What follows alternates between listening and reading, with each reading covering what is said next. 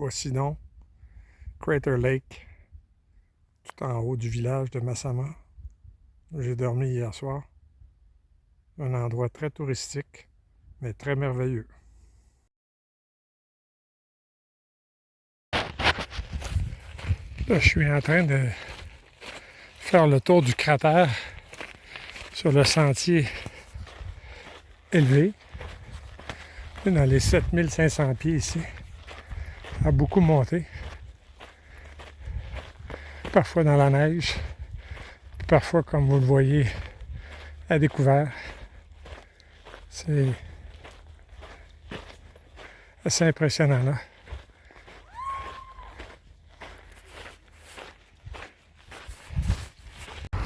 Et c'est samedi aujourd'hui. Et moi j'ai marché pour me rendre ici. Là, ça doit avoir monté 1500 pieds d'élévation dans le sentier. Mais c'est un peu comme au Mont-Washington.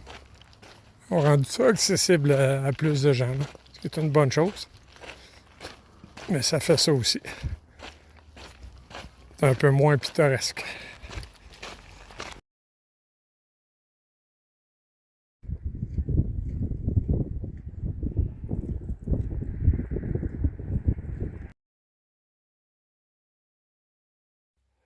Je marche présentement dans un sentier battu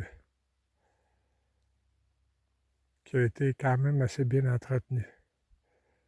Quand on incite les gens à sortir des sentiers battus, c'est bon de s'assurer qu'ils savent dans quoi ils s'embarquent. Parce que ici, sortir du sentier battu, ce serait marcher au travers de ça. Ce qui est tout à fait possible, mais ce qui exige une bonne dose de détermination, de l'équipement, puis la patience. Je viens d'arriver près du sommet de Tilson Peak. Comme vous voyez, là, montagne quand même assez rocheuse. Le sentier va se diriger par là-bas, où il semblerait que les 10 prochains milles devraient être enneigés encore. Aujourd'hui, il fait très beau. Il fait chaud.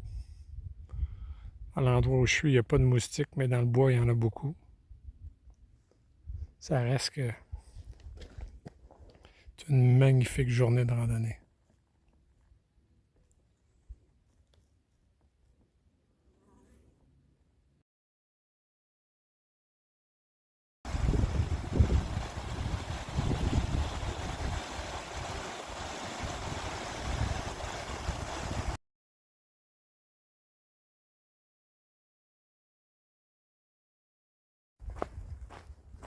Je disais l'autre jour dans une des vidéos là, que les fins de journée sont toujours difficiles. Là. Aujourd'hui, ça fait un peu exception là, parce que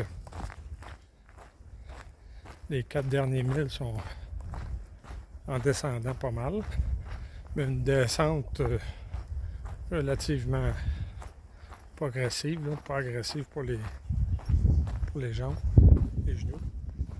Puis je m'attendais à ce qu'il y ait beaucoup plus de neige de ce côté-ci, de ce versant-ci de la montagne. Il y en a eu passablement là, dans la montée. Mais de ce côté-ci, là, c'est vraiment presque tout fondu. Je me suis perdu seulement une fois ou deux là, dans le bois, là, mais des petites affaires. Là. Donc, ça va être une fin de journée plus rapide que prévu. Puis, j'aurais eu l'impression d'être moins fatigué. Toujours agréable, c'est bon à prendre.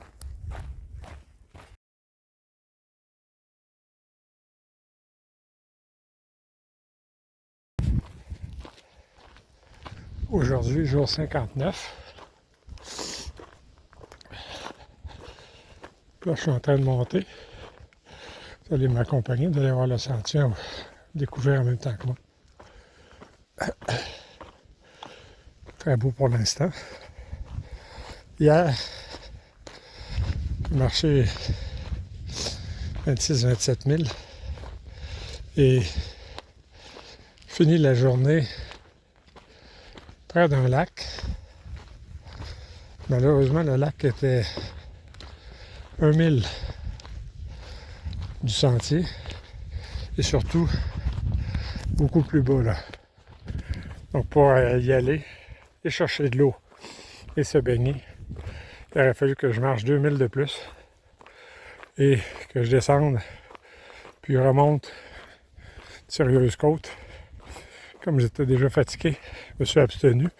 Ça fait que j'ai passé le reste de l'eau que j'avais pour me souper, puis je me suis réveillé ce matin sans eau. Il a fallu que je marche 6000 pour pouvoir me rendre. Attendez.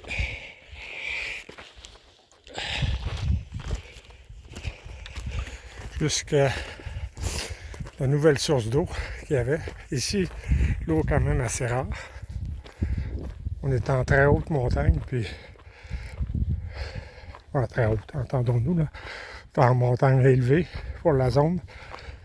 Puis on marche sur les crêtes. C'est un peu normal qu'il n'y ait pas toujours des sources en haut. Donc ce matin, celle où je suis allé après avoir marché 10 km était elle-même très basse, infestée de moustiques. Puis ça fait du bien récupérer de l'eau. Aujourd'hui, je vais marcher un autre 5-6 000 sur le PCT et vraisemblablement prendre ce qu'on appelle un alternate. C'est un autre sentier que le PCT parce que la section de 20 à 30 000 de vent, pas ici, là, mais à partir de 5-6 000 plus loin, et il semblerait en très mauvais état, avec énormément d'arbres tombés. Le sentier est difficile à trouver, à localiser. Beaucoup de neige encore ici et là. De sorte que personne ou à peu près personne ne fait cette section-là. Tout le monde prend justement là, un sentier parallèle. Pour moi, je fais jamais ça. Normalement, je suis considéré comme assez puriste là, dans le sens que je marche tous les kilomètres du sentier. Mais là, je pense que je vais changer. Puis je vais faire comme tout le monde. On verra plus tard.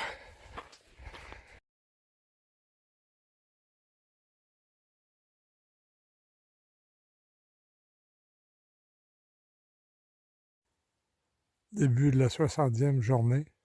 Je me suis réveillé là, dans un campement, un camping pour famille et chevaux.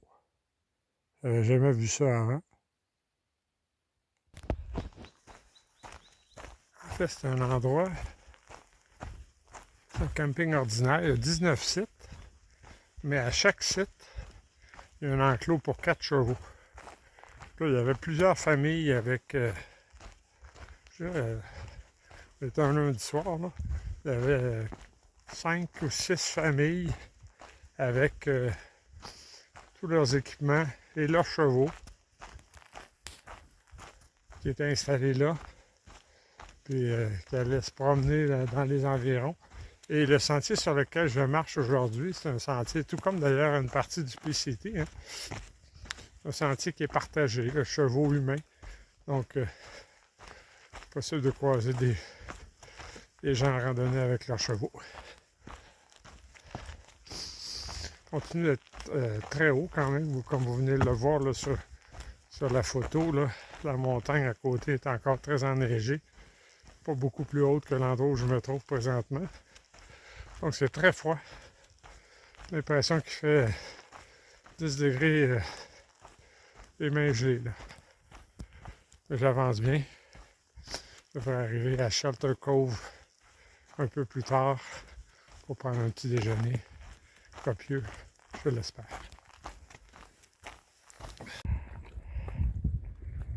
Voyez la couleur de cette eau.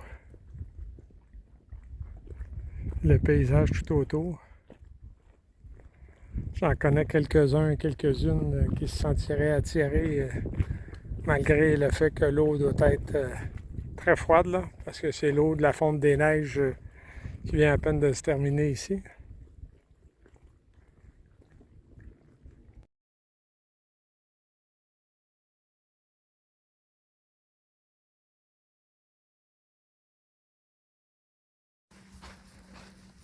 Jour 61.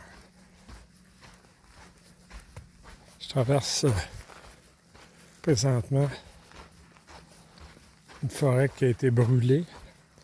Une petite section cependant, contrairement à d'autres très longues qui ont été traversées antérieurement.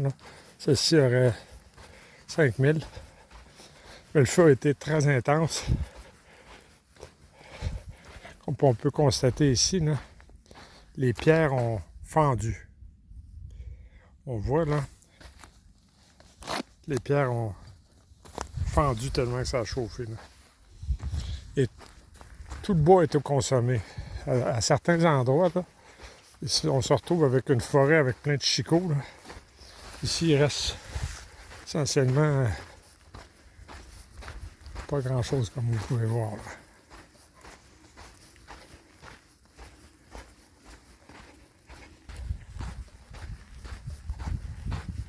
Le paysage vu de proche est un peu dantesque.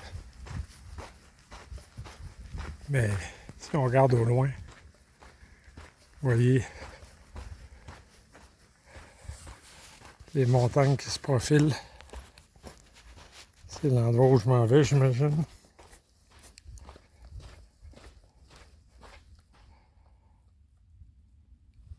Ça va être beau. Après la section brûlée de ce matin, là, je suis en train de traverser une section, je sais pas, je pense que ça va être une dizaine de milles, marécageuse.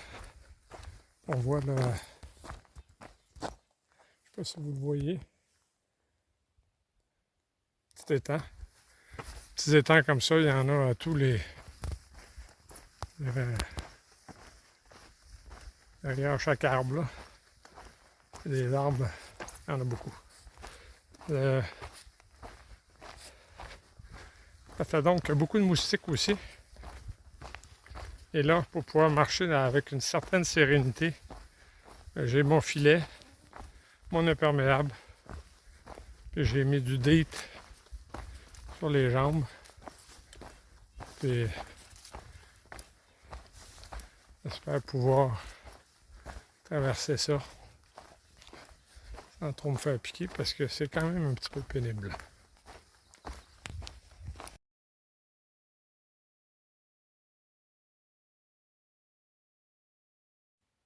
Alors, lui est dans le sentier, pas facile à contourner.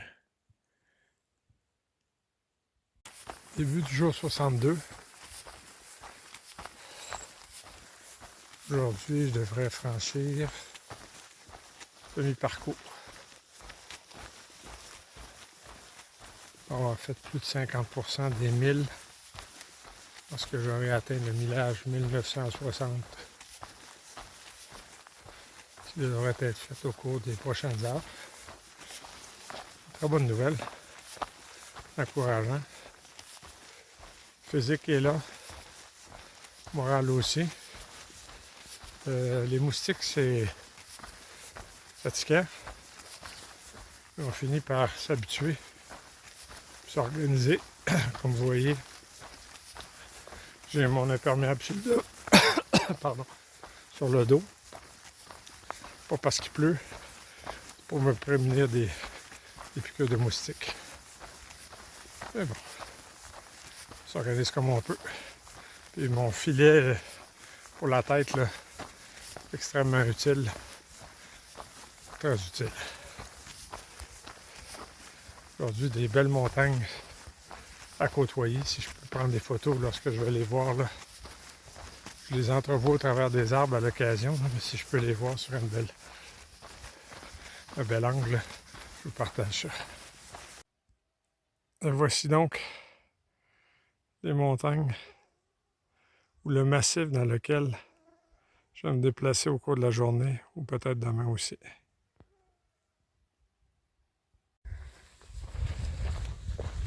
On longe un autre de ces lacs de haute montagne. Comme il y en a beaucoup ici.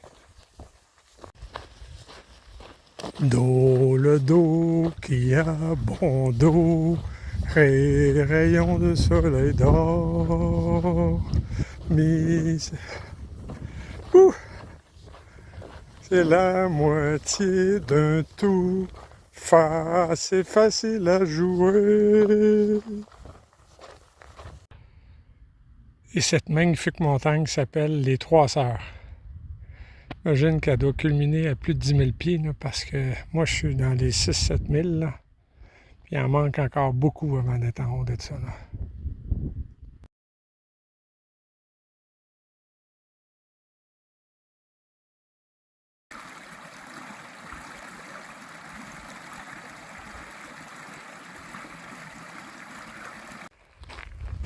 Il y a toujours des journées difficiles en randonnée. On a mal aux pieds, on a mal au dos, on a faim, on a soif, fatigué de la journée. Mais il y a des journées comme aujourd'hui où c'est vraiment... Tout est là pour le bonheur. Ou presque. Pas d'insectes. Température idéale. Paysage extraordinaire. On s'entendrait à voir Carol Burnett. C'est-tu Carol Burnett? Non. Judy Andrews, pardon. Judy Andrews s'est lancée dans le pré avec les enfants, se mettant à chanter.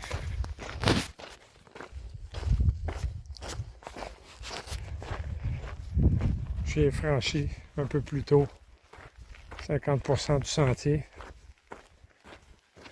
Mon sac est plus léger parce que là, je suis sur le point d'aller me réapprovisionner. Mon sac qui d'ailleurs, dont j'étais si fier, dont je suis encore très fier, qui aura fait la moitié de la route, que je vais retourner au Canada parce que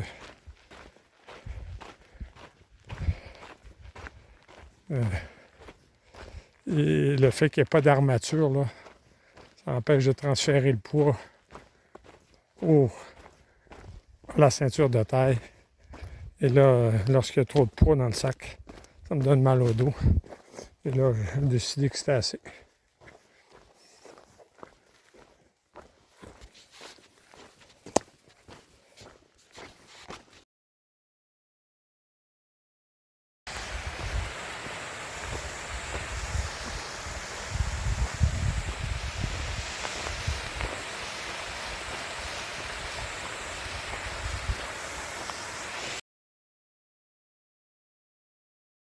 Eh bien, ça, c'est le sentier. Si vous voyez de l'autre côté, le champ de lave. On va essayer de monter ça un petit peu ensemble.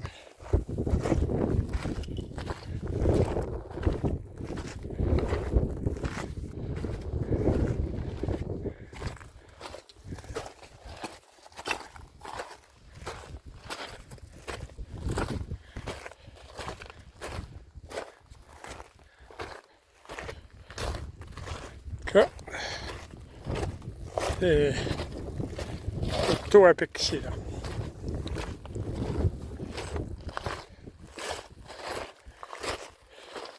Comme vous entendez, là, chaque pas, là, les roches en dessous de nos pieds, là, glissent. Là. C'est un petit peu exigeant. Là. Mais t'avais d'y arriver.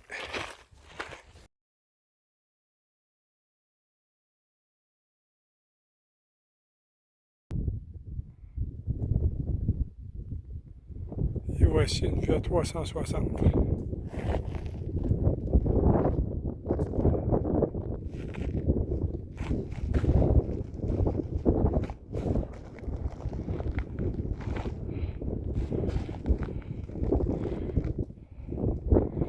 Plus loin là-bas où je m'en vais.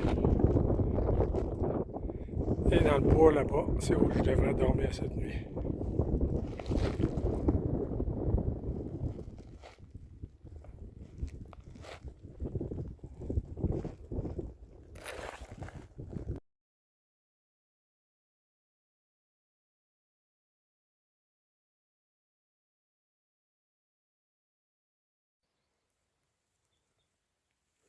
Jour 63, 14 juillet. Bonne fête aux Français et Françaises. Le soleil se lève progressivement. Et le sentier est devant moi. Très beau. Très bien dessiné pour l'instant. J'espère que ça va continuer. Aujourd'hui, j'arrive à Bend, où je m'en vais me réapprovisionner. Ben voici le sentier pour le prochain demi-mille. On n'aura pas de facile.